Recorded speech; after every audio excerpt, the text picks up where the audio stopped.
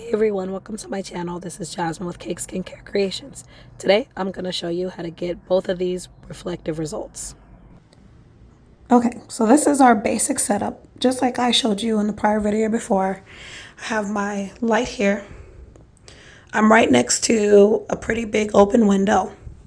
And I have the product front and center on some pretty big paper. My tea stand, as you guys can see, with some clips. So the first way that you can get it is easy through camera phone product photography, okay? And to get that reflective type of look, I have a glass here, okay? You want to make sure that it's as clean as possible so you don't have to edit that much out. It is, it's basically from a picture frame. Pretty simple. One thing that you do kind of have to be wary of a little bit when it comes to this is when you're placing it on and you have a bigger light like the one I'm using, sometimes it can create certain glares when it comes into the picture. Okay, so for this one you do have to do a little bit more editing, at least I would in my case, but it's still pretty cool if you have it. You can kind of create a natural looking.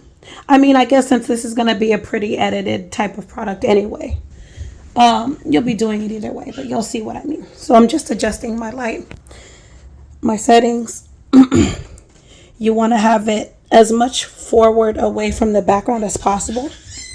If you have any sort of portrait setting, that'd be great to have that on there so it can blur the background. But you can see a little bit of the reflection. You see, you don't need a whole lot there. I'm going to want to center it so enough so I can still have a little bit of that reflection down there. Let me get my light in. Better position, good. Oh, there we go. The more lighting without a glare, that's perfect. And then so I'm just going to get a few shots. I always recommend a straightforward type of angle. These angles just never look professional to me, even when you have it like this. It might look fine, but it just gives it an offward ratio. So you can take a few pictures.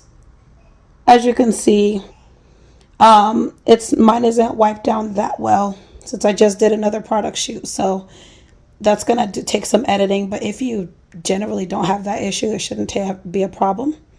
And then also some editing for those glares in the background. So this is one way you can get a reflective picture. The next, we are going to look at doing it totally 100% via Canva. Whenever you're going to do it for Canva, you still want to take a picture. You want to make sure, depending on what color background you're going to use, it's best if you have a white type of background. In this event, mine is going to be pink either way, so it's fine. But white or something to where the product 100% stands out and you can use the cutting fixture on Canva pretty easily. I'm going to bring this forward as much as possible. Just get a couple more shots. That nice, perfect downward angle. Upward, I should say. And now we're ready to edit.